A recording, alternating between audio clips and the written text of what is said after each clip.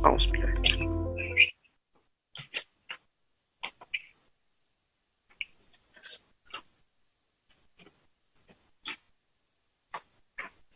Baik, alhamdulillah, syukur kita kepada Allah Subhanahu taala kan kita masih lagi diberi peluang dan ruang untuk kita sama-sama berkumpul pada malam ini. Saya ucapkan selamat datang kepada semua ahli usrah yang masuk di ruangan Zoom ataupun yang sedang menonton secara langsung di Wab TV, sama ada di YouTube ataupun Facebook.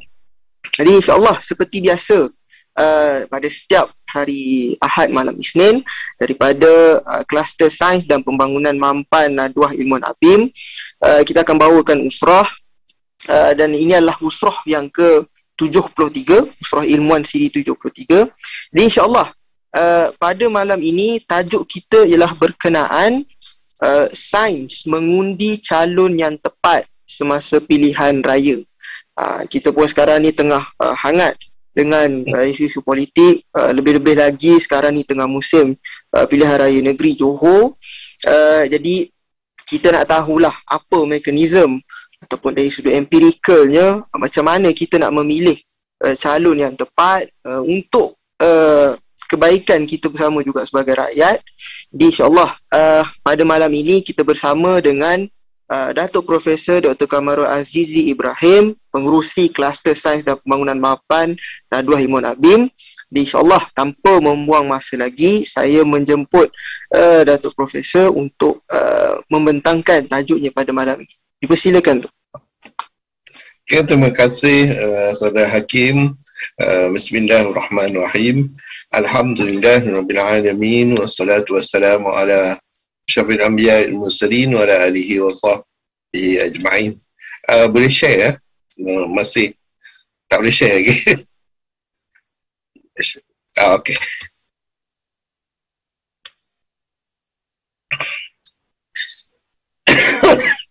Jadi alhamdulillah kita dapat berjumpa pada malam ini. Memang sebagaimana yang Saudara Hakim telah sebutkan ya, pembentangan kali ini ialah khas untuk orang yang mengundi di Johor dan actually ditujukan juga kepada semua orang yang akan mengundi ya pada masa akan datang. Kita expect PRU 15 ya, tak lama lagi. So hopefully apa yang akan diberi ini akan dapat membantu ya dalam kita membuat pemilihan.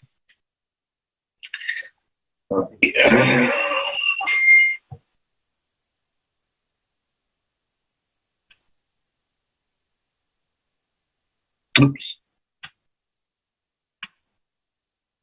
So agenda saya akan membentangkan secara mukadimah ya mengenai pilihan raya so that kita dapat memahami apa dia itu pilihan raya, kemudian siapa yang kita nak undi dan apakah impak pemilihan kita ya, kerana setiap benda yang kita lakukan ya, dia akan memberi kesan ya kepada masa depan kita. Dan bukan saja kepada masa depan kita tetapi kepada rakyat Malaysia ya, dan mungkin juga ya kepada dunia. Jadi apa impak dia? Dan akhirnya saya akan just give a very simple kesimpulan ya terhadap apa yang saya bentangkan. So fungsi pilihan raya ni quite simple ya di Malaysia. Kerana kita telah decide ya, untuk mengambil demokrasi sebagai asas kepada pemilihan pimpinan di negara kita ini. Jadi selalunya dimulakan dengan pembubaran Dewan tersebut, sama ada Dewan Rakyat ataupun Dewan Parlimen, bergantung kepada Dewan mana yang akan dijalankan pilihan raya tersebut. Dan perkara pertama yang akan dilakukan ialah penetapan tarikh penamaan calon yang dan seterusnya penamaan calon, penyediaan manifesto oleh parti yang bertanding, pelancaran kempen pilihan raya. Jadi oleh kerana sekarang ni zaman COVID-19 ya, nombor 4 ni selalunya dikurangkan ya, kerana untuk mengelakkan daripada penjarakan ya di antara penduduk-penduduk ya.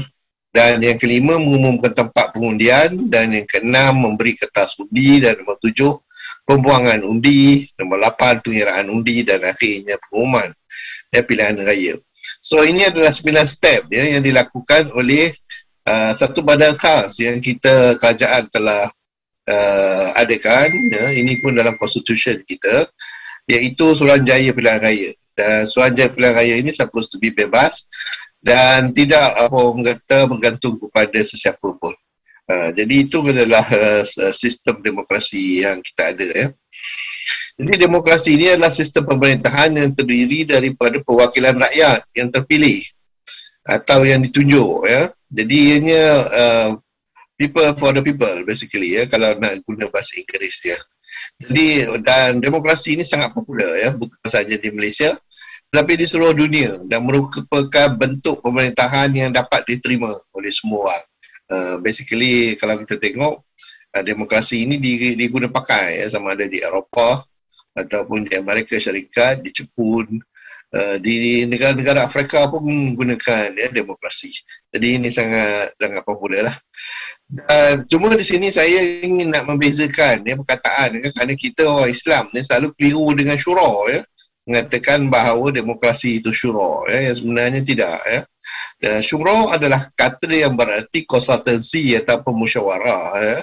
Kalau kita nak kata dalam bahasa Melayu yang simple, ya, syura ialah mesyuarat, ya. Jadi dia mesyuarat di mana kita panggil orang-orang yang berkepentingan untuk membincangkan sesuatu isu.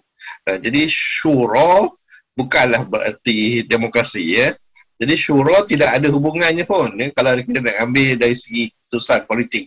Tetapi mungkin, ya, boleh kepada keputusan politik, cuma secara istilahnya, ya, syura bukannya keputusan politik.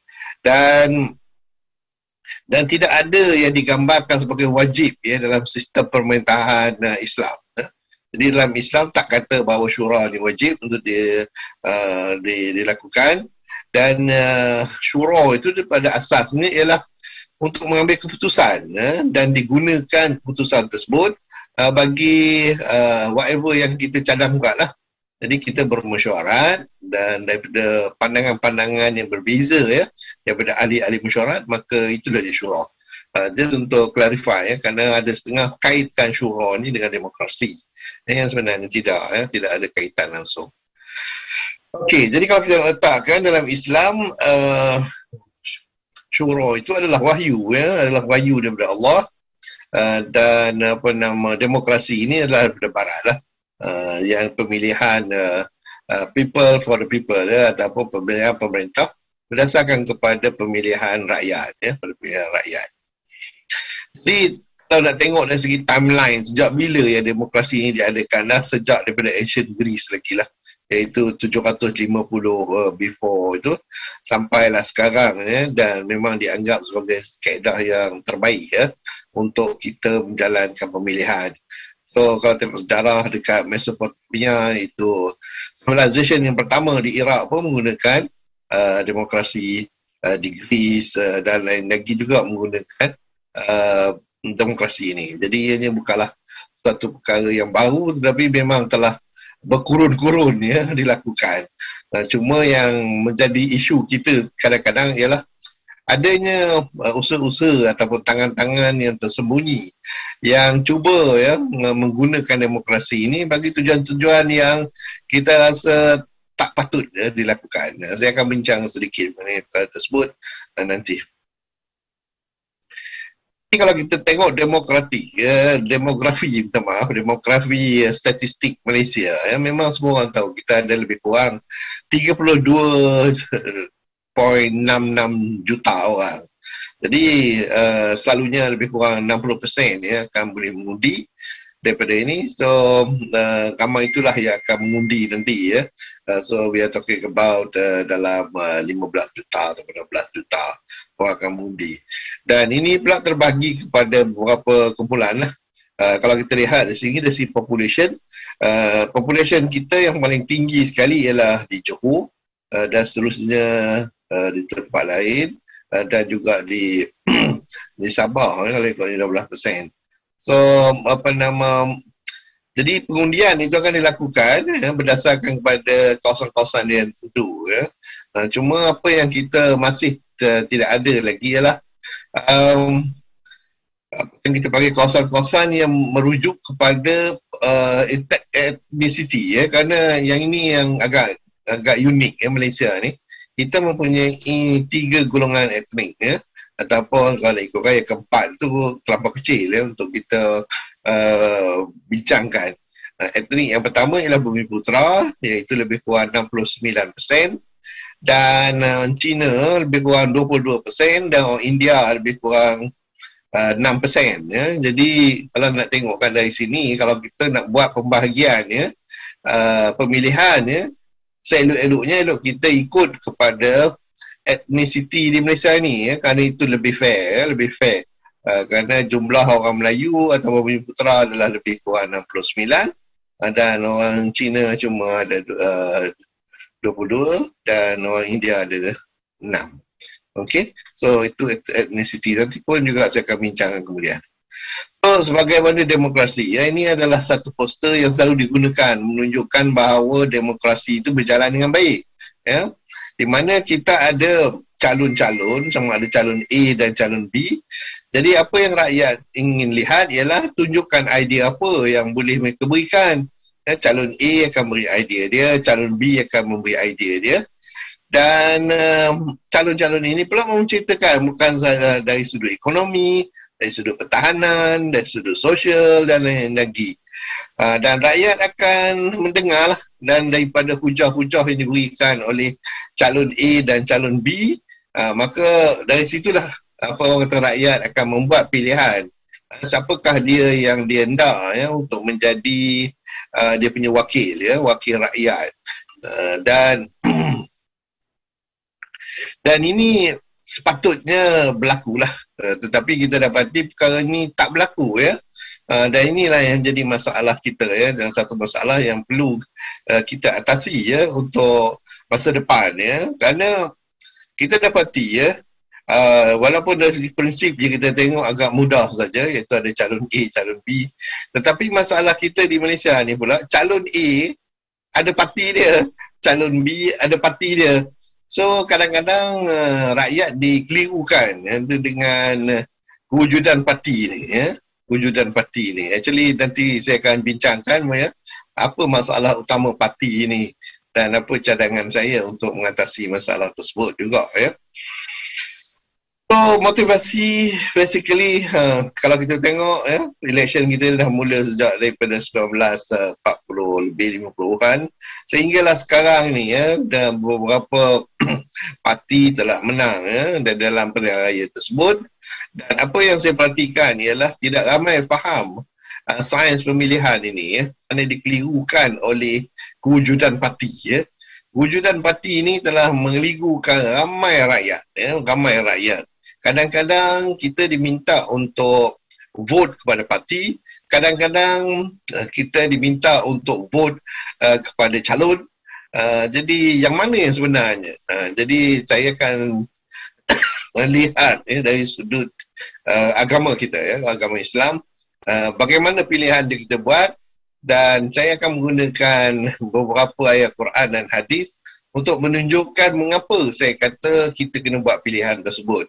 Dan sebagai orang Islam, ya, kita kalaulah telah ada, ya, disebut di dalam Al-Quran dengan Sunnah, yang sebenarnya kita tidak ada pilihan, ya, kita kena ikut. Tetapi malangnya kita dapati tahap keyakinan kita kepada Islam ni dah terlampau rendah, sehingga even though recommendation daripada Al-Quran dan Sunnah pun kadang-kadang kita abaikan dan kita ignore. Jadi hal ini kita harap tidak berlaku lah. Jadi saya mula introduce ni kerana saya rasa tak diwar-warkan, ya, kepada masyarakat bahawa ada, ya, dalam Al-Quran indication macam mana kita untuk memilih calon-calon dalam pilihan raya. So, untuk memilih pemimpin ini, ya, pemilihan pemimpin adalah perkara yang perlu diperhalusi sebaik mungkin dengan rakyat dan mesti membuat penilaian sebaiknya. Jangan sekali-kali menganggap mengundi sesiapa saja adalah sama. Ini satu statement yang kuat yang sebenarnya. Nanti saya akan ceritakan siapa yang cakap dia semua. Kerana agak ganjil juga lah orang ni cakap benda ni. mengundi siapa saja adalah tidak betul. Maknanya tak boleh saja-saja je you pilih kawan tu kerana dia handsome ke ataupun kerana kalau wanita cantik ke. That is not a reason. That is not a good enough reason untuk kita memilih, ya. Kerana ada responsibility dia, ya. Dan kita mesti faham, ya, kewajipan dalam buat pemilihan ini, ya.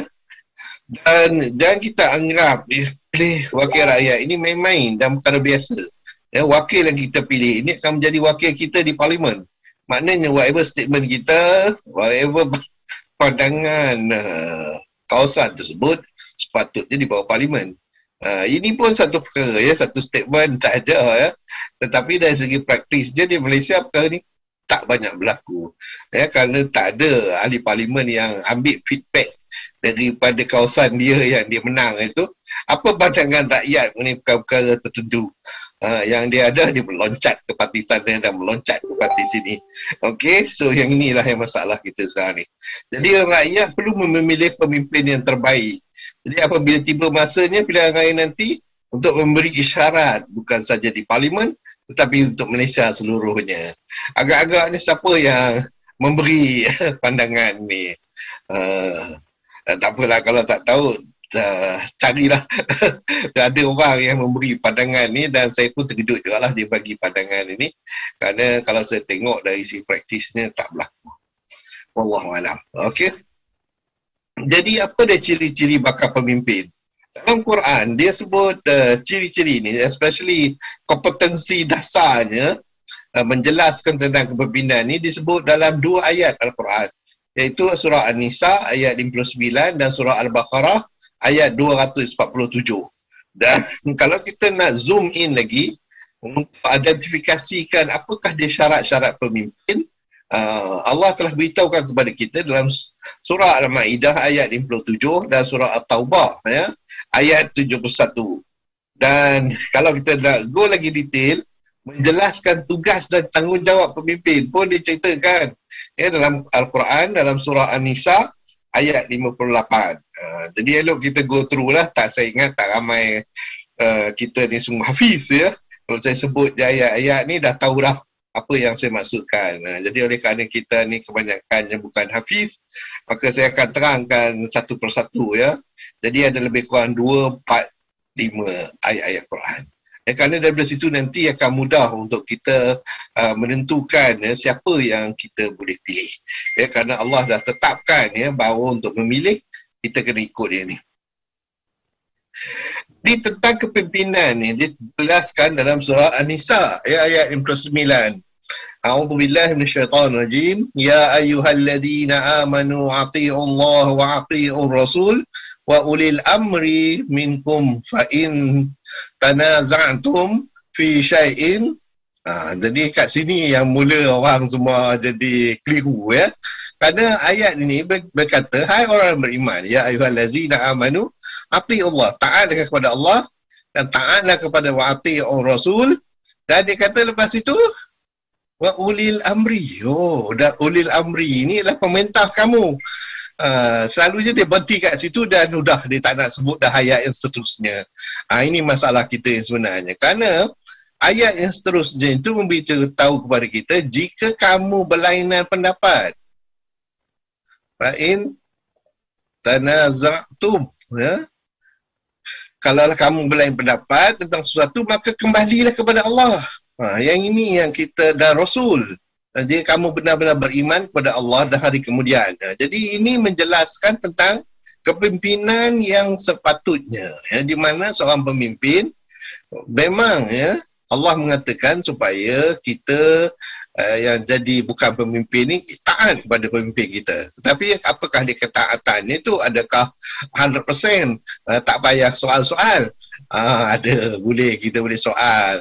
Dan kalau kita punya pendapat tak sama dengan ulil amri, maka kita balik kepada Rasul dan Allah dan Rasul dan tengok apa Allah dan Rasul kata, ya, mengenai pendapat pemimpin tu. Dan juga nanti saya akan tunjukkan bahawa even pemimpin pun ada masalah, ya, nanti, ya, dalam Al-Quran dah cerita dah perkara ni. Okay, let's look into detail. Jadi ayat ni memerintahkan agar kaum muslimat Muslim taat dan patuh kepadanya, kepada Rasul, kepada Allah dan kepada orang yang memegang kuasa di antara mereka, agar tercipta akan dapat mengatasi ataupun kemasalahan umum, ya, untuk pelaksanaan amanat dan hukum sebaliknya dan seadil-adilnya. Jadi kita sebagai orang Muslim memang kena taat pemerintah. Itu adalah apa yang disebutkan di dalam ayat ini. Cuma taat dan patuh kepada Allah dengan mengamalkan isi Al-Quran, melaksanakan hukum-hukum yang ditetapkan sekalipun dirasa berat, tidak sesuai dengan keinginan dan kehendak peribadi. Sebenarnya segala yang diperintah Allah itu mengandungi maslahat dan apa yang dilarangnya mengandungi mudarat. Jadi kita kena ikut, ya. Yang pentingnya mula-mula ialah ikut perintah Allah dan mengikut apa yang Rasul telah buat dan menggunakan kitab Al-Quran, ya, sebagai guide kita. Jadi how farkah pemerintah yang ada sekarang ni? Tak tahulah, hanya setakat buat apa orang kata bacaan Al-Quran saja dan tak faham apa yang dibaca. Itukah setakat itu yang kita nak? Kalau kita rasa itu bukannya pemerintahan yang kita mahu, maka kita jangan buatlah kepada kerajaan ini. Dan melaksanakan ajaran yang dibawa oleh Rasulullah dan pembawa amanat dari Allah SWT untuk dilaksanakan oleh segenap hambanya. Jadi apa yang Rasulullah suruh buat, maka kita kena ikut. Jadi persoalan kita sekarang ni, adakah pemimpin yang ada sekarang ni membuat apa yang Allah dan Rasulullah buat? Supaya apa orang kata beramanah, fatanah, supaya apa orang kata tidak menipu, supaya tidak mengaut harta orang lain. Kalaulah mereka melakukan perkara ini, maka kita tak sambut dia bah. Kerana Allah dah kata dah, ya, supaya kita ikut cara Rasulullah. Okey, kepatuhan ini telah ditetapkan kepada ulul amri. Memang kita kena patuh kepada mereka yang memegang kuasa. Apabila mereka telah sepakat dalam satu hal, maka kaum muslimin wajib dia melaksanakan dengan syarat bahawa keputusan itu tidak bertentangan dengan kitab Al-Quran dan hadis. Jadi guide kita is still Al-Quran dan hadis. Jadi kalaulah pemimpin itu buat ikut suka hati dia aja, kumpul duit dan pergi ke mana-mana, enjoy apa semua ni, kalau kita rasa tak ikut Al-Quran dan Sunnah, maka kita tak sahlah vote daripada kali ni. Bukannya susah sangat, ya. Vote tu pun simple je sebenarnya. Ada setengah guna tick je, tick tu yang di-tick pada kotak tu dah. Jadi tak susah, ya. Cuma sama ada kita nak lakukan secara responsible ataupun tidak. Dan kalau ada satu perselisihan di antara kita dengan pemimpin, maka kita patah balik kepada Al-Quran dan hadis. Dan dalam tu hopefully akan dapat membantu kita apa orang kata melaksanakan apa yang patut dilaksanakan, bersesuaian dengan apa yang dikehendaki oleh Allah dan Rasul. Itu yang penting bagi kita. Okey, seterusnya ayat yang berikutnya, ayat Al-Baqarah 247. Allah berfirman, A'udzubillahi minasyaitonirrajim.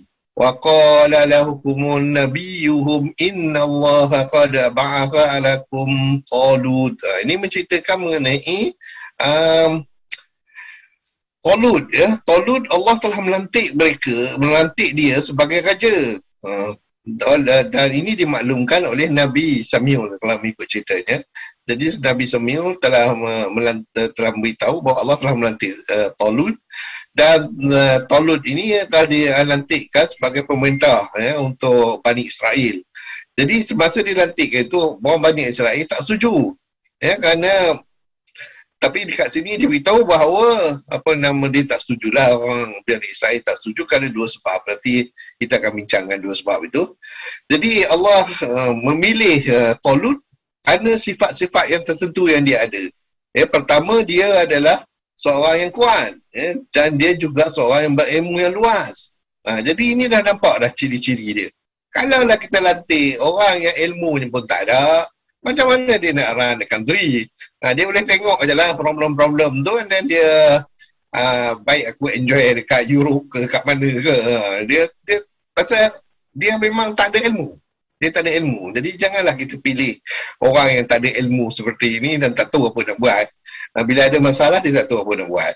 Jadi ini dah diberitahukan ya, dalam cerita ini dalam surah Al-Baqarah ya. Jadi ayat ni menjelaskan bahawa adakah kisah Talut dengan Jalut ya. Samyul itu seorang nabi kepada Bani Israel, mengatakan Talut ini adalah sebagai raja. Tapi orang Bani Israel tak suka kerana pertama ya, sebagai raja mereka mengatakan bahawa Talut ini bukannya daripada kabilah Yahudi, Yehuda ya, itu satu daripada 12 anak-anak Nabi Yaqub. Jadi oleh kerana dia bukannya daripada kabilah itu, maka orang Yahudi tak terima. Tetapi nampak tak sini, pemimpin bukannya berasas kepada keturunan.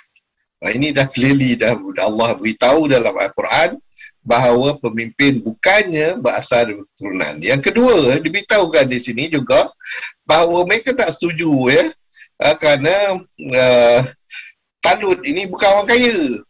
Jadi yang ini pun ganjil kita sekarang ni. Kita ni sekarang nak vote semua orang kaya je. Pasal apa kita nak vote orang kaya? Kerana kekayaan bukanlah satu sebab mengapa kita memilih seseorang. So dalam ayat ini menjelaskan dalam surah Al-Baqarah ya, perlu diingatkan ya, surah Al-Baqarah ni surah yang kedua lepas Al-Fatihah. Jadi mana awal-awal lagi Allah dah beritahu kat kita, jangan vote orang kerana kekayaan, harta dan lain-lain lagi. Jadi dari awal lagi dah diberitahu bahawa perkara ini, dan kalau kita still insist nak buat, maka kita tanggunglah apa yang berlaku ya kat atas diri kita. Okey, so ciri-ciri pemimpin yang ada ya dalam ini, kalau kita nak kategoriskan, dia mempunyai kekuatan fizik hingga mampu untuk menjalankan tugas-tugas sebagai kepala negara. Menguasai ilmu pengetahuan yang luas, mengetahui letak kekuatan umat dan kelemahannya sehingga dapat memimpin dengan penuh kebijaksanaan. So apa saja masalah yang timbul, maka dia tahu apa dia strength dan kekuatan dia, apa dia yang perlu dilakukan berdasarkan kepada masalah ummah pada ketika tersebut. Memiliki kesihatan jasmani dan kecerdasan fikiran. Ini juga penting ya. Kalaulah dia tu sakit je setiap kali, tak payahlah. Ya, dia hanya membiarkan rakyat dia dalam keadaan terbiar saja. Dan berkuah kepada Allah akan mendapat taufik dan hidayah ya. Benda tak guna juga ya kalau dia tak peduli kat Tuhan ya. Jadi itu penting ya, bahawa dia peduli kepada Tuhan. Dan kalaulah dia dapati ada perselisihan pendapat, maka dia patah balik kepada Al-Quran dan Sunnah. Jadi ini pun penting. Dan ada pun harta kekayaan. Ini yang nak di-mention di sini. Harta kekayaan tidak dimasukkan dalam syarat untuk menjadi pemimpin. Jadi ini perlu kita faham ya. Hanya 4 saja yang diperlukan di sini, diterangkan. Pertama, kekuatan fizikal. Kedua, mempunyai ilmu pengetahuan yang luas. Ketiga, memiliki kesihatan yang baik. Dan yang keempat, dia bertakwa kepada Allah. Kekayaan tak masuk. So, janganlah kita meletakkan kekayaan sebagai reason kita nak memilih seorang pemimpin tersebut. Dan untuk mengidentifikasikan ya, syarat-syarat pemimpin ni, kita tengok pula dalam surah Al-Ma'idah ya, ayat 57. A'udzubillahi minasyaitanirrajim. Ni di-clearly cakap, ya ayyuhalladzina amanu la tattakhidhul ladzina ittakhadhu. Maknanya, hai orang beriman, janganlah kamu mengambil jadi pemimpin. Siapa dia? Minal ladzina utul kitab. Iaitu orang-orang yang membuat agamamu menjadi buah ejekan dan permainan. Di antara orang-orang yang telah beri kitab sebelumnya, dan orang-orang kafir musyrik. Dan bertakwalah kepada Allah jika kamu betul-betul orang beriman. Jadi kita telah diberitahu dengan clearly kat sini ya, bahawa orang-orang yang suka mempermain-mainkan Islam, yang suka mengejek-ngejekkan Islam, sebagai contoh lah azan tu apalah dia berkata, ataupun solat itu apalah tonggang-tongging je. Ini semua orang macam ni, tak payah dah, tak payah fikir dah. Ataupun dia minum arak dan menunjukkan bahawa dia macam orang putih lah, walaupun minta maaf lah, ponggong dia hitam, jadi taklah putih, jadi tapi dia duk anggap dia orang putih, duk minum arak setiap kali. Ini pun jangan kita latih dia lah ya, kerana mereka tak sesuai ya, kerana Allah dah kata mereka ni tak sesuai kerana mereka mengejek kat agama Islam. Dia ayat 57 ni melarang untuk menjadikan orang kafir ya, especially orang kafir yang mengejek ya agama Islam. Nanti kita akan bincangkan ya bahawa kafir ini ada dua golongan. Ya, satu yang mengejek Islam dan lagi satu yang boleh hidup dengan orang Islam. Ya, kita akan bincangkan nanti kemudian. Okey. Maaf, minum dah.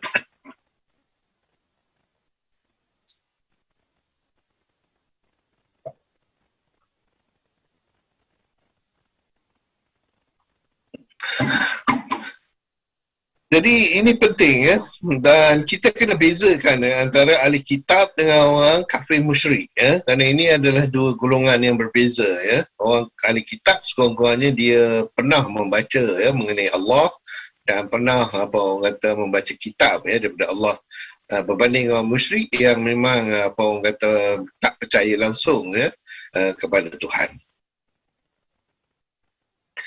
Okey. Jadi kita diminta again ya untuk bertakwa ya, dan menjauhi larangannya ya, berteman akrab dengan orang kafir, baik kafir asli maupun ahli kafir daripada ahli kitab ya, kerana alasan yang telah disebutkan tadi. Okey, apa dia ciri-ciri pemimpin ya kalau sebut dalam ayat ini? Iman dan bertakwa kepada Allah. Bukan orang Yahudi atau Nasrani, bukan orang kafir baik asli maupun ahli kitab, memiliki rencana yang strategis, rencana yang strategis, memiliki program kerja yang jelas. Kita tak nak juga pemimpin yang tak tahu nak bawa rakyat ni ke mana. Dia mesti tahu ke mana dia nak bawa. Dan memiliki pengawasan yang intens dan efektif, dan memiliki dedikasi dalam segala program, memiliki tanggungjawab yang tinggi, dan melaksanakan tugas sesuai dengan SOP ataupun proksi yang ada ya, apa yang ada pada masa ini. Jadi dia ni bukanlah calang-calang orang yang ditetapkan oleh Al-Quran untuk menjadi pemimpin. Dia punya ciri-ciri yang tertentu. Jadi kalau kita nanti bila kita pergi untuk mengundi dan tengok perkara ni, kalau tak ada itu nampak dia bodoh apa atau jangan buat kat dia. Okey. Dan dalam surah At-Taubah Allah orang kata berfirman, iaitu salah satu daripada kepentingan ya pemimpin ini ialah dia bukan duduk diamnya. Dia bukannya pergi travel melancong ke sana ke sini dengan bawa 1,000 orang naik kapal terbang bayar oleh duit rakyat untuk berjalan, walaupun pergi berumrah, walaupun pergi buat haji just kerana dia pemimpin, maka dia akan mengguna duit rakyat untuk tujuan-tujuan yang tersebut walaupun nampak baik. Jadi yang ini penting ya. Apa orang kata tanggungjawab dia sebagai pemimpin ialah a'udzubillahi minasyaitanirrajim wal mu'minuna wal mu'minat.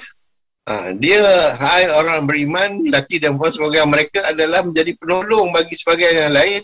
Mereka menyuruh kerja yang makruf. Dia mesti orang tu menggalakkan perkara yang makruf.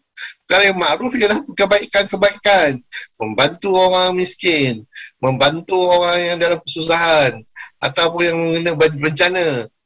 Tetapi yang itu mungkin ramai yang masih buat ya. Cuma yang jadi masalah kita ialah mencegah yang mungkar. Yang ini kita hadapi banyak masalah sekarang ni. Kemungkaran berlaku everywhere. Semua orang rasa dia above the law ya, di atas undang-undang. Jadi bila dia di atas undang-undang, maka dia boleh buat apa dia suka. Kalaulah undang-undang kata macam ni, dia akan buat macam ni. Jadi ini adalah pemimpin yang kita tak boleh terima. Pemimpin yang membenarkan. Ini ada key kat sini ya. Pemimpin yang membenarkan kemungkaran berlaku secara berleluasa dan secara terbuka, memang tak boleh kita lantik dia sebagai pemimpin. Dan hendaklah juga dia mendirikan solat. Kalau kita tengok dia tak sembahyang, orang semua pergi solat baik Jumaat ke ataupun hari-hari lain, dia tak pergi solat pun, tak boleh. Jadi kita solat lantik dia juga. Dan mereka juga menunaikan zakat. Ada setengah tu tak bayar zakat pun. Duit berjuta-juta, berbilion-bilion. Bila minta bayar zakat, tak tahu bahawa ada zakat. Jadi orang macam ni pun tak salah pilih, ya, tak guna orang macam ni. Dan mereka tak taat kepada Allah dan Rasul. Just imagine, orang macam ni yang tak percaya kepada Allah dan Rasul, berarti mereka tak percaya kepada akhirat. Kalau mereka tak percaya kepada akhirat, bermakna mereka akan melakukan kesemua perkara-perkara yang dilarang oleh Allah dan Rasul dan mereka tak rasa takut. Ya, bagi orang-orang yang percaya kepada Allah dan Rasul, terutamanya hari akhirat, dia tahu kalaulah dia terlepas di dunia ini, di akhirat nanti Allah akan cari dia nanti. Allah akan kenakan dia balik. Jadi kalau orang tu percaya, dia takkan buat perkara-perkara kejahatan ini, terutama perkara-perkara yang meruntuhkan masyarakat. Jadi inilah dianya dalam surah At-Taubah, ayat 71. Jadi ayat ini menjelaskan bahawa orang mukmin, lelaki ke wanita ke, mestilah menjadi pembela di antara mereka. Jadi selaku orang mukmin, ia membela orang mukmin lain kerana hubungan agama. Wanita pun begitu, membela saudara-saudaranya, sama ada lelaki ataupun perempuan. Dan isteri Rasulullah dan para sahabat memang mereka lakukan perkara tersebut. Mereka dalam peperangan, dalam keadaan aman pun mereka membantu satu sama lain. Kita menegakkan kebenaran dan melakukan amal ma'ruf dan mencegah kemungkaran. Itulah dia tanggungjawab kita. Jadi itulah juga tanggungjawab pemimpin. Jadi sifat saling membela ni mesti hanya ada pada orang-orang yang beriman. Orang munafik, apa semua ni tak ada. Mereka ni hanya banyak keraguan saja. Keraguan situ, keraguan sini, dan tak ada buat kerja apa pun. Jadi prasangka-prasangka seperti ini akan merosakkan masyarakat. Dan sifat-sifat dimiliki oleh orang mukmin ini berbeza daripada sifat-sifat orang munafik dalam hal berikut. Orang mukmin selalu mengajak berbuat baik dan melarang perbuatan mungkar, sedang orang munafik selalu menyuruh berbuat mungkar dan melarang berbuat baik. Itu perbezaannya. Orang mukmin mengerjakan solat dengan khusyuk, dengan hati yang ikhlas, sedang orang munafik mengerjakan solat dengan keadaan paksa dan riak.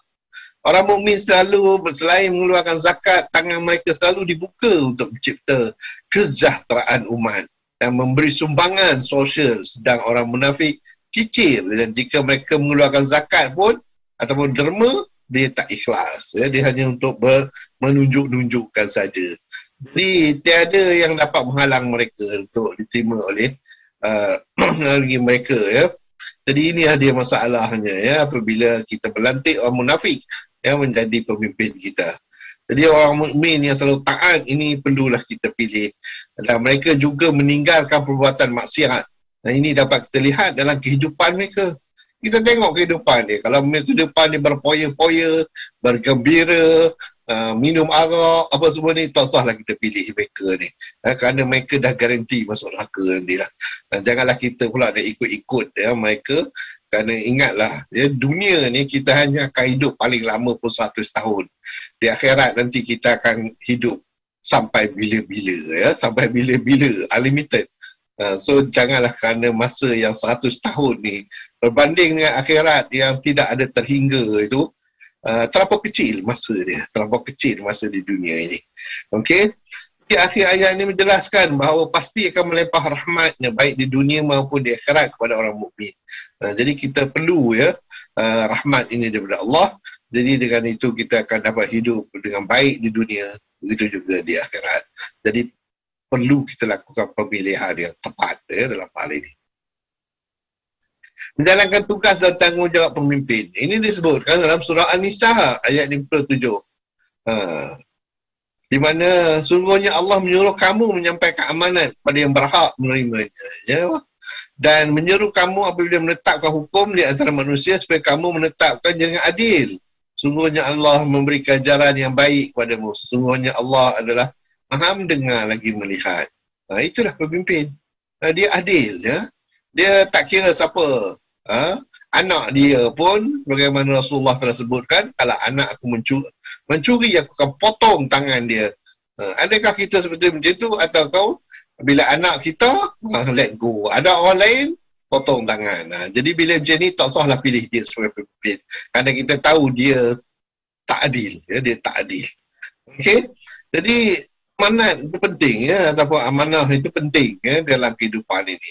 Jadi kalau lah mereka tak menjaga amanah, kita tahulah kalau apa yang kita nampak tu biasanya ialah macam iceberg lah. Iceberg tu yang bahagian nampak tu kecil je, tapi yang lagi teruk tu kat bawah tu, once yang nampak itu ialah apa yang Allah telah dedahkan. Tapi Allah tak mendedahkan yang lebih lagi, banyak lagi.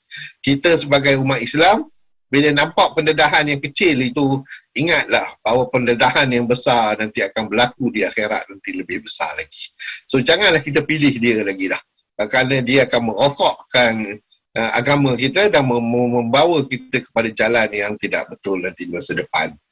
So, amanat itu penting, ya, dan haruslah kita jaga dengan baik. Dan actually kita dalam demokrasi ini, tiap-tiap umat Islam ada amanat dia, iaitu kita perlu mengundi. Walaupun satu nampaknya kecil saja, tetapi undi kita yang ramai ini nanti akan menyebabkan pemimpin yang kita pilih itu bersesuaian dengan apa yang kita mahu.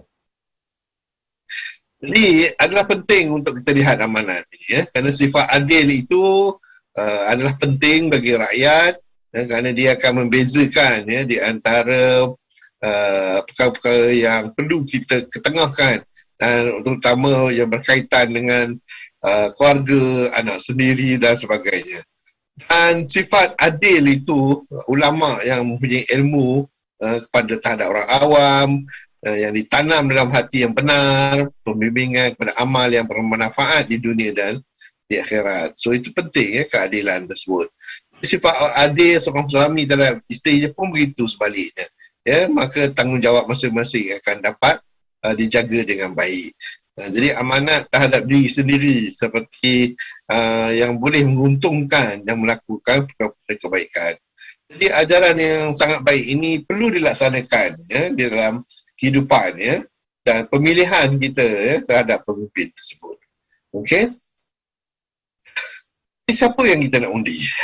Jadi dicerita kepada pemimpin. Maknanya sebenarnya pun itu pun adalah kriteria yang kita kena tengok, ya, dalam kita nak memilih pemimpin. Kita boleh undi, ya, ibu bapa kita, ya, sama ada ataupun keluarga kita, abang, adik atau family, memang boleh undi.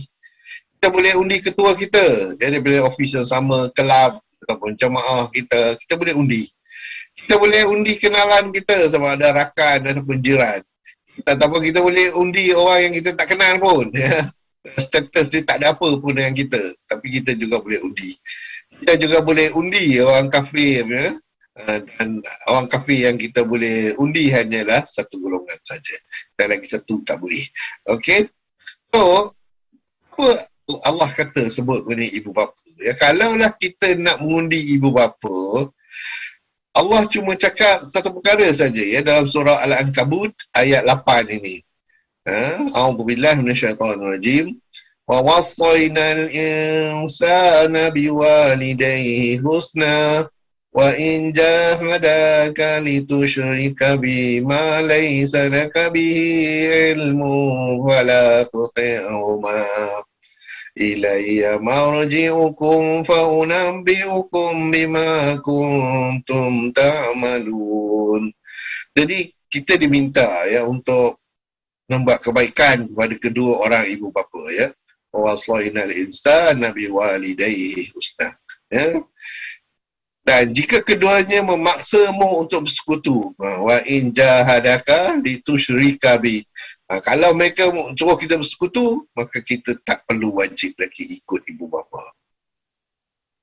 Jadi kalau kita tengok ibu bapa kita lebih, ya, mementingkan mensekutukan kepada Allah, maka tak sahutlah pada mereka.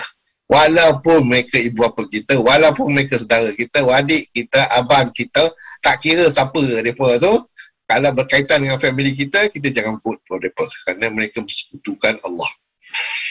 Dan kalaulah ketua, dalam ketua ini Allah berfirman dalam surah Syad ayat 26. A'udzubillahi minasyaitonirrajim.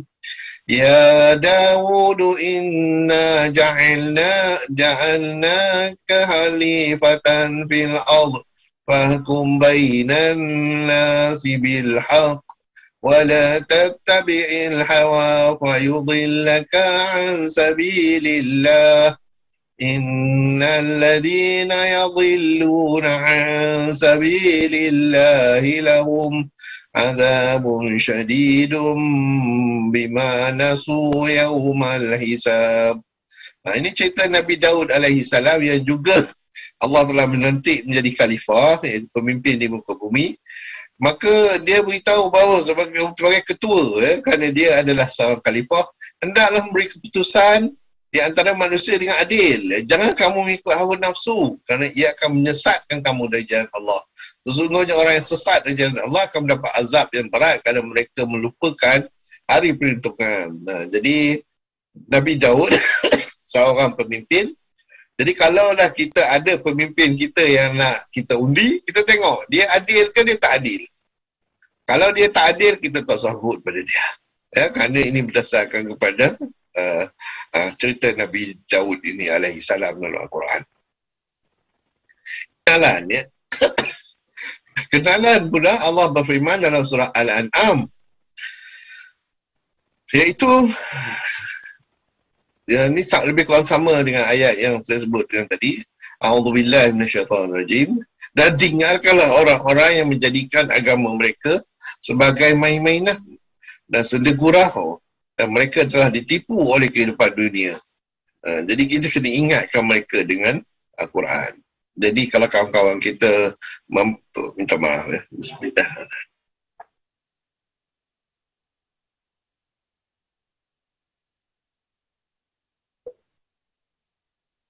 Jadi kalau kawan-kawan kita ini bermain-mainkan agama, buat joke pasal agama Islam, apa semua ni, kita tak vote pada dia, walaupun dia kawan kita. Jadi ini penting, ya. Jadi kalau kita tak vote orang macam ni, maka mereka yang nak bermain-mainkan agama ni tidak akan ada lagi lah. Kalau kawan tu kita tak kenal langsung, jadi kita guna, ya, dalam surah Qasas ayat 26. A'udzubillahi minasyaitonirrajim. Qalat ihdahuma ya abati istajir inna khayra man istajartal qawiyul amin. Iaitu kalau kita tak kenal orang tu, tapi dalam kes ini ialah cerita Nabi Musa alaihi salam.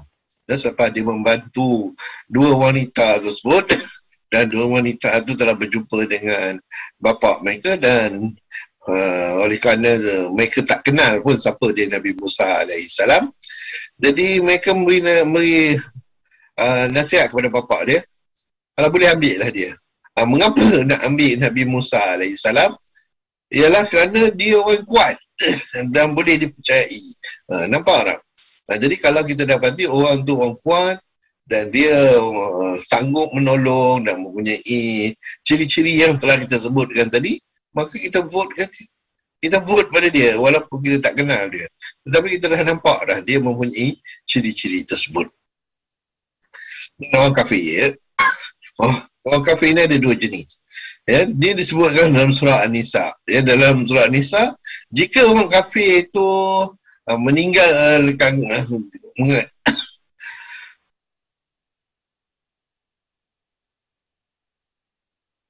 jadi secara generalnya orang kafir ni kita tak boleh, ya, menjadi pemimpin untuk kita secara amnya. Tapi ada satu ayat lain yang membenarkan kita dalam hal ini. Disebutkan dalam surah Al-Mumtahanah, di mana Allah berfirman, Allah tidak melarang kamu untuk berbuat baik dan berlaku adil terhadap orang yang tidak memerangimu kerana agama dan tidak mengusir kamu dari negerimu. Jadi maknanya walaupun orang kafir, tetapi kalau dia berkawan dengan kita dan juga tidak menghalau kita daripada negara kita, maka boleh, ya, kita mereka bersama-sama dengan kita. Tanggungjawab pertama calon terpilih ialah untuk membersih bunga-bunga racun pilihan raya. Jadi supaya dia dapat menyediakan medan pilihan raya yang adil, mempenteras akibat sibung dengan bunga racun dan cuba hidup semula. So ini memerlukan kesanggupan politik yang kuat. Jadi kalaulah apa yang telah saya senaraikan tadi kita ikut dan kita jaga, insya-Allah perkara ini boleh dilakukan. Jadi apakah dia bunga-bunga racun dalam demokrasi yang sekarang ni agak kritikal ya, dan ini perlu dilakukan perubahan ya. Kalau kita tak lakukan, nanti generasi yang akan datang akan menjadi banyak masalah ni. Bunga-bunga racun demokrasi pilihan raya yang ada sekarang ini ialah kesapadanan undian. Ini kita dapati satu masalah yang besar. Penggunaan jentera dan fasiliti kerajaan ya. Fasiliti kerajaan itu sepatutnya tak digunakan ya semasa pilihan raya, tetapi ini berlaku dengan banyaknya. Dan perbelanjaan yang tinggi ya, menggunakan duit yang banyak untuk berbelanja dalam pilihan raya ya, untuk apa sekalipun tujuannya. Mendapatkan dana daripada luar ya, tanpa terkawal ya. Pelaksanaan projek in situ ya, masa election itulah baru nak buat projek. Masa sebelum tu tak pernah cakap pun pasal projek. Hadiah dan tawaran wang yang diberikan ya, kepada pengundi. Sistem parti ya, yang menyebabkan terkumpulnya harta dan menyebabkan mereka menjadi sepatutnya tak berlaku seperti itu, iaitu konsortium yang membawa kepada kemungkaran ya. Namun lompat parti juga satu perkara yang agak common sekarang ni. Dan punca dia sebenarnya ialah agihan tak sekata. Ini pun lagi satu masalah. Dan pilihan speaker yang bias ya, kerana speaker tu terlampau dia nak jaga kedudukannya, dia ikut saja apa yang kerajaan kata. Bayan lampau yang berlebihan ya, kepada calon-calon tersebut ya, dibagi gaji terlampau banyak. Sepatutnya kalau boleh calon-calon wakil rakyat ini mempunyai gaji paling minimum di dalam apa yang diperolehi oleh rakyat. Jadi baru dia tahu ya macam mana seksanya menjadi rakyat. Persepadan semula ini memang patut kita lakukan setiap 8 tahun.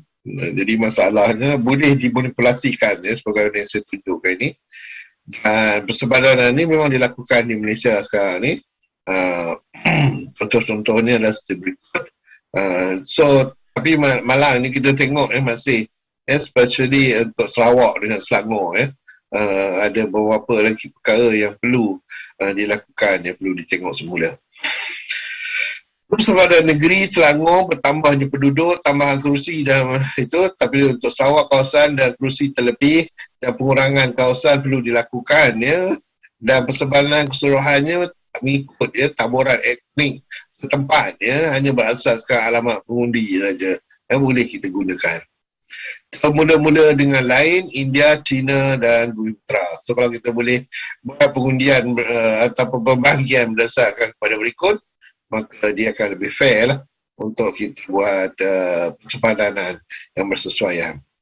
Abuse of government power ya. Kalau kita tengok ni, ini tengok masif ya, abuse ni, iaitu unchecked power, misuse. Yang paling jelas sekali ialah penggunaan peralatan kerajaan untuk membantu ya, parti yang tertentu saja, dan kadang-kadang menteri ataupun lain-lain itu menggunakan fasiliti kerajaan ya, untuk pergi ke tempat-tempat mengundi dan lagi, which is wrong sebenarnya. Dan arti yang paling obvious sekali ialah TV ya, TV dan radio kerajaan digunakan ya untuk kempen ya, kempen terutama dalam penjarakan sekarang ni. Media yang ada adalah TV dan radio, tapi itulah SPRM ada ya. Jadi dia satu masalah. Limit kepada election expenditure ya, saya cadangkan 40,000 saja ya, untuk setiap kawasan. Jadi dengan itu, adakah ini satu perkara ganjil? Tidak ya. UK telah buat ni, dan negara yang paling dekat sekali Filipina pun telah buat ini. So dana luar juga ini kita dapati ya, jadi masalah ya, dana dan patutnya dana ni kita bila dia masuk, jadi kita kena audit dia untuk tengok bagaimana, berapa banyak dana yang masuk, barulah kita boleh approve dan tak approve. Hadiah wang yang ini oleh voter, bagi duit pada voter, ini rampant ya sekarang ni. So kalau dah yang ini patutnya dibuat satu undang-undang yang apa orang kata menyebabkan orang lari tu hilang tak nak buat lah. Ini pun satu perkara lagi, hadiah wang. Menurap jalan semasa pilihan raya ni, ini yang saya nampak obvious sangat lah, yang saya rasa harus berlaku ya. Masa pilihan raya memang semua turap jalan. Jadi jalan jadi cantik. Kampung saya tu kalau masa pilihan raya je, jalan kami jadi cantik. Jadi so itulah dianya masalah sekarang ni.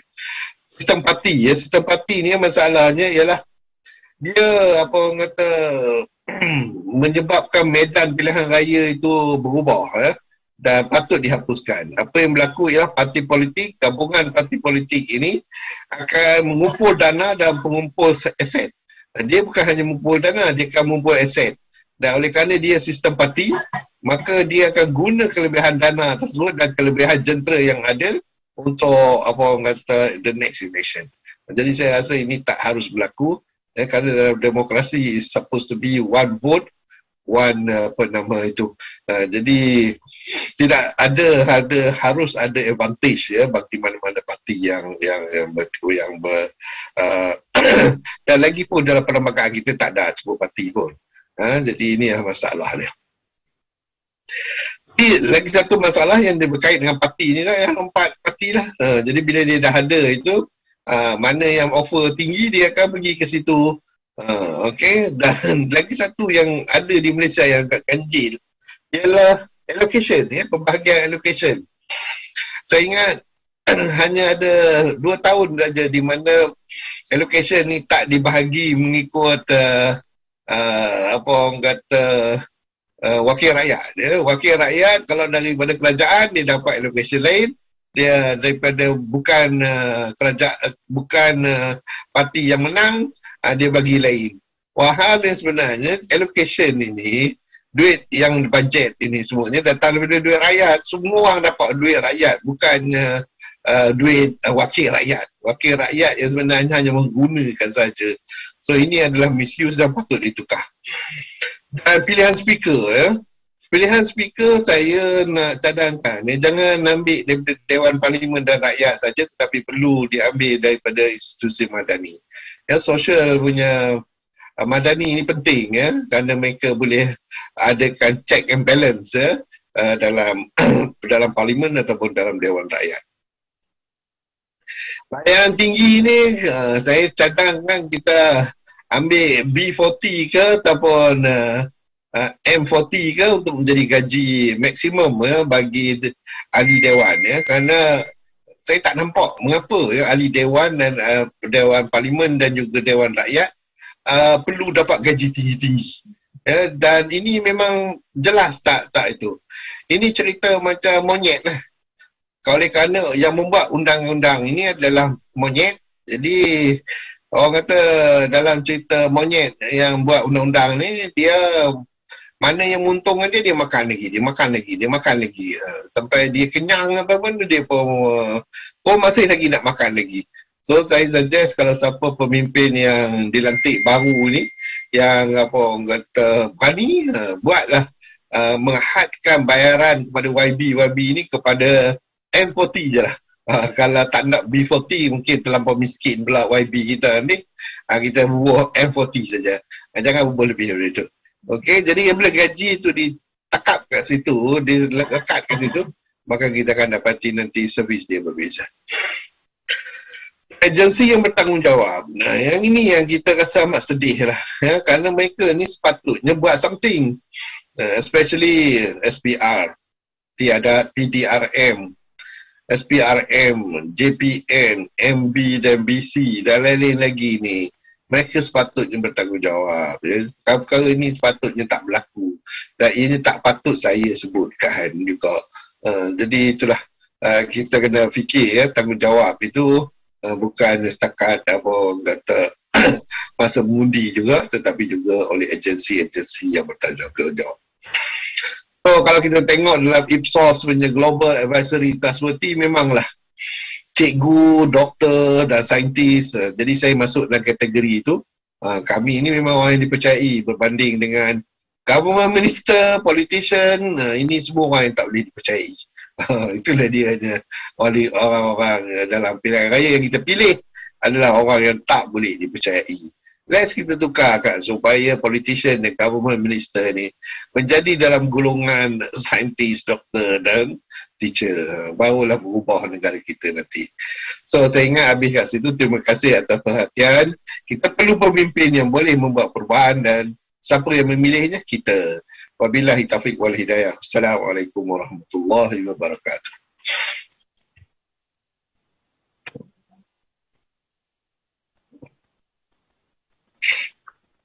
Baik, Alhamdulillah. Terima kasih saya ucapkan kepada Dato' Profesor atas pembentangannya berkenaan dengan sains mengundi calon yang tepat semasa pilihan raya.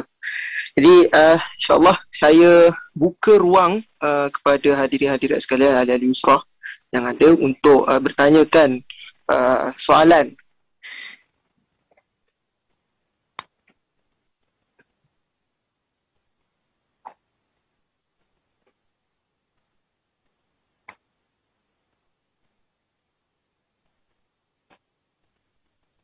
Okay. Mungkin sementara menunggu menunggu soalan daripada hadirin-hadirat. Saya ada sedikit soalan kot. Pertama kali saya tanya soalan. Saya terfikir jugalah ada satu argument bila mungkin dia tak khusus kepada PRN Johor ni lah. Tapi dia lebih kepada bila kita bicara pasal pilih wakil rakyat kan. Satu argument antara seorang calon Islam Muslim yang berakhlak buruk dengan seorang yang non-Muslim tetapi berakhlak baik. Kita sebagai umat Islam, apa solution yang terbaik dan macam mana kita nak timbang tara dalam pemilihan? Actually, yang ini tak tahulah dekat dunia mana yang ada ni. Kerana dia tak logik, dia tak logik. Jadi kita ni macam saya ahli fizik. So sebagai ahli fizik, benda yang tak logik saya malah nak jawab. Pasal tak mungkin ada. Kalau ada tu memang tak boleh ada. Kalau orang tu orang beriman, dia takkan buat itu. Kalau orang yang kafir, ada possibility dia buat. Jadi bila you sebut kata terbalik itu, tak boleh lah. Pasal memang tak ada. Jadi kalau tak ada, kita bincang pun tak guna. Faham? Sebab argumen ni pernah diutarakan lah oleh seseorang kepada Dr. Zakir Naik. Dia sendiri pun menjawab lah. Betul. Cuma itulah saya pun terfikir juga lah kan. Okay, baik. Mungkin ada lagi daripada hadirin-hadirin ahli-ahli usrah sendiri yang ingin bertanyakan soalan.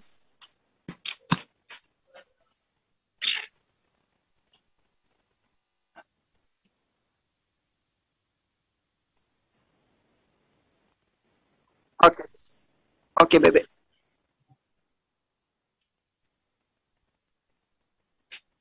Itu dia. Daripada Hisham MHB, Datuk. Apakah sains yang hendak digunakan untuk memilih calon yang pertama kali bertanding pilihan raya? Maksud dia tak ada pengalaman menjadi wakil rakyat untuk dijadikan rujukan dan penilaian prestasi khidmatnya. Okay. Still, apa yang saya telah ketengahkan itu boleh dipakai. Ya, kerana kita sebagai pengundi, selalunya kita akan ada lebih kurang 1 bulan, kata nak pun 2 minggu. Dalam 2 minggu tu kita ikut adalah orang yang calon tu, tengok perangai dia. Yang paling senang kali ialah ajak dia pergi makan, tengok macam mana. Adakah bila kita hidang makanan tu, dia pergi ambil makan dekat lauk yang dekat kita ke, ataupun dia makan dekat lauk dekat rumah, dekat dia punya pinggan saja. So kalau kita tengok dia pergi dekat pinggan kita tapi dekat dia tak makan dulu, kita tahulah dia ni adalah tamak dia. So memang apa orang kata, ini adalah sains yang kita boleh gunakan, ya. Dan perkara seperti ini memang dah kita diajar dalam Quran, ya, dan juga dalam sunnah, ya. Jadi tak usah risaulah. Kalau orang yang kita tak tahu tu paling mudah sekali, ya. Kerana calon ni kalau you kata okey, saya akan belanja tuan dulu. Ajak aja dia mesti ikutnya. Dia mesti ikutnya. Tak ada lagi yang saya sejak pasal saya dah umur 60 lebih lah. Dah banyak pilihan raya dah saya lalu dah. Selalu saya nak berkenal dengan calon yang dalam kawasan saya tu, saya buat situ je. Saya pergi kat dia, okey, sekarang ni saya akan belanja you lah. Dia terkejut lah. Saya betul belanja you? Okey lah, kalau you nak belanja lah. Saya makan je. So saya pergi makan, ajak dia, tapi saya beritahu dekat orang yang serving tu, you make sure bubur lauk yang sedap-sedap dekat dengan saya. So, sebagai itu.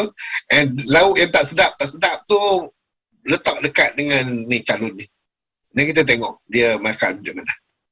Ataupun yang paling mudah lagi ialah kita ajak dia tengok kawasan-kawasan. Masa kita tengok kawasan-kawasan tu pun juga kita tengok perangai dia macam mana. Adakah dia orang kata hanya layan orang yang kaya-kaya je, orang miskin dia buat tak tahu je. Jadi janganlah undi dia. Kerana dia tak ada feeling terhadap masyarakat. So benda-benda ni semua kita boleh buat. Dia sebenarnya sebagai pengundi, kita there is a science of it yang boleh kita buat. Tetapi apa yang saya berikan itu ialah sains itu adalah daripada Al-Quran, dan daripada Al-Quran saya ingat lebih tepat lagi lah. So thank you lah for that soalan. Memang interesting juga. Tak bubuh pula bagian. Okay, Wallahualam. Okay, baik, terima kasih Dato' Profesor. Jadi saya buka lagi ruang. Kita ada masa lagi 5 minit, insyaAllah. Kita sampai 10.30 insyaAllah. Jika ada siapa yang ingin bertanya lagi. Saudara moderator, boleh saya bertanya? Sila Encik Syed. Okey. Untuk Prof Kamarul Rizzi, macam ni lah. Saya tak tahu sama ada soalan ni berkaitan dengan tajuk malam ni ataupun di luar. Cuma mungkin nak mendapat sedikit info doktor lah, Prof. Maksud saya bukan nak taksub, tapi melihat ketokohan sahabat kita Anwar Ibrahim ni kan, daripada muda diuji, dah teruji, sanggup di penjara, sanggup di fitnah, macam-macam lah, turun naik kan, dan nampaknya masih lagi saya ingat dia belum pernah kalah dalam pilihan raya kan, sejak 82 sampai sekarang dia belum pernah kalah bertanding, cuma kalah tu dipenjarakan sajalah kan.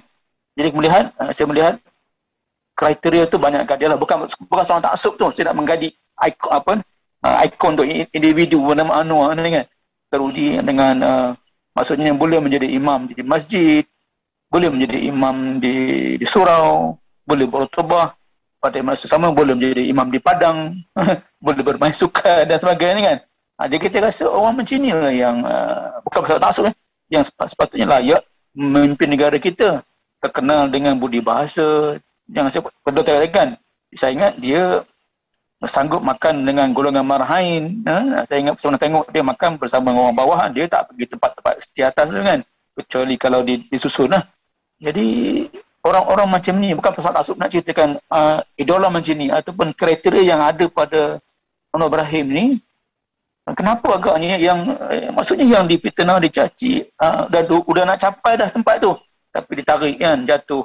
Begitu sekarang saya nampak saya tengok kan, saya pun saya punya jangkaan lah, Prof, dia ni saya ingat PM tepi lah Prof. Saya tengok dah sampai dah, tapi PM tepi nak capai dah, PM tepi. Cuma saya lihat, saya research lah, saya pun dekat Usrah Habib ni sejak 82 kan, jadi saya nampak tu, dan saya nampak Habib hebat.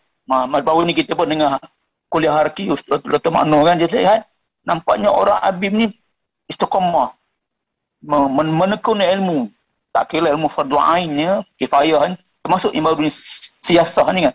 Jadi kenapa kata doktor, kalau kita ni lah ya bantu secara terus terang ke, bantu secara video ke, mana kita nak tunjukkan pemimpin ni yang menjadi pemimpin yang nak maknanya nak mentadbir negara kita dengan baik.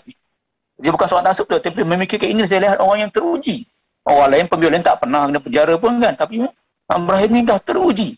Jadi asalnya kita kena, saya lah tapi dia tak boleh kita bantu dia untuk bukan jawatan tapi untuknya dia itu mentadbir negara kita. Wallahualam lah, sama ada sesuatu soalan sekadar untuk mungkin Doktor boleh bagi respon sedikit lah Doktor. Terima kasih Doktor. Okey, terima kasih. Kerana that is satu kenyataan lah. Tak perlulah cakap taksub ke tidak. Kita sebagai manusia, kita kena tengok nilai-nilai dia. Kalaulah tak kira siapalah, Anwar ke siapa pun, tetapi kalaulah dia mempunyai nilai apa yang saya telah sebutkan tadi, kerana saya membuat kajian berdasarkan saintifik, walaupun saya menggunakan Al-Quran, tetapi dia adalah saintifik. Jadi kalaulah kata Anwar ada apa yang kita sebutkan itu, kerana kita sebagai manusia, kita hanya boleh tengok perwatakan dia saja ataupun action dia saja. Lain itu tak boleh buat. Sama juga dengan orang lain. Kalaulah pemimpin yang sekarang ni pun, kalaulah dia ada apa yang nilai-nilai yang saya sebut, maka kita undi dia. Tapi kalaulah kita tengok dia tak ada nilai-nilai yang saya sebut, maka kita terus undi dia. Itu bukan taksub namanya. Kita hanya berasaskan kepada saintifik, iaitu berdasarkan saintifik memang patut dia macam tu.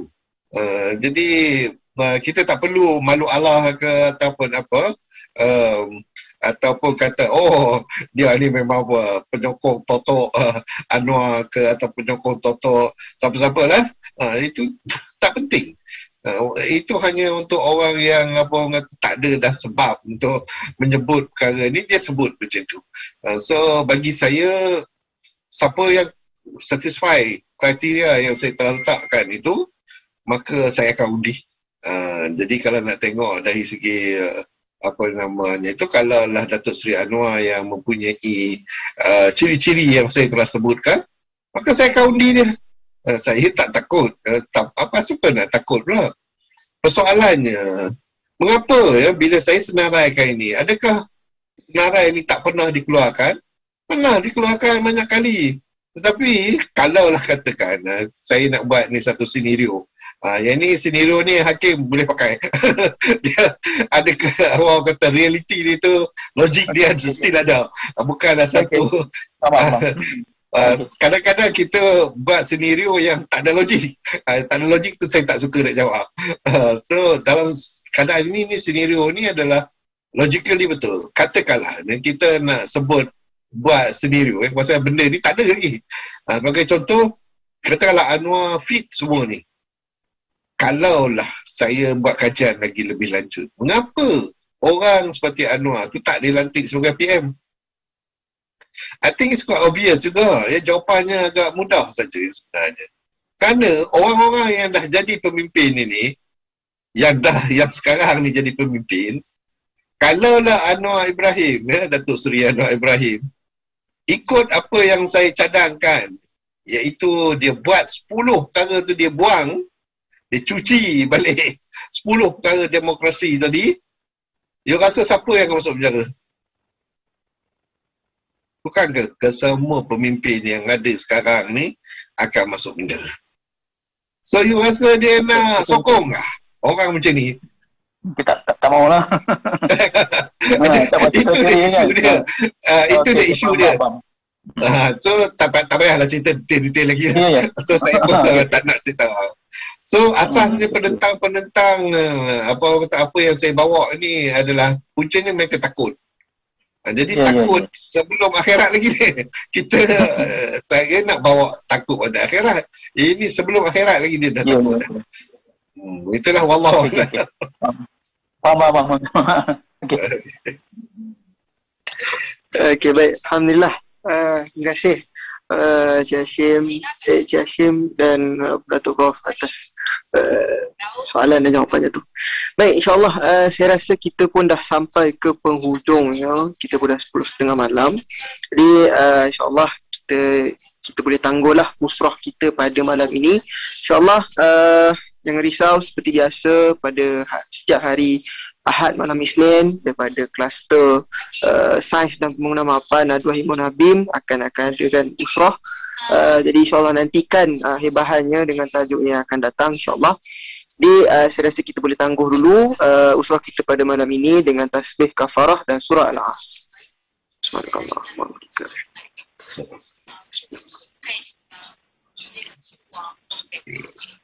Baik, wabillahi taufiq wal hidayah. Wassalamualaikum warahmatullahi wabarakatuh.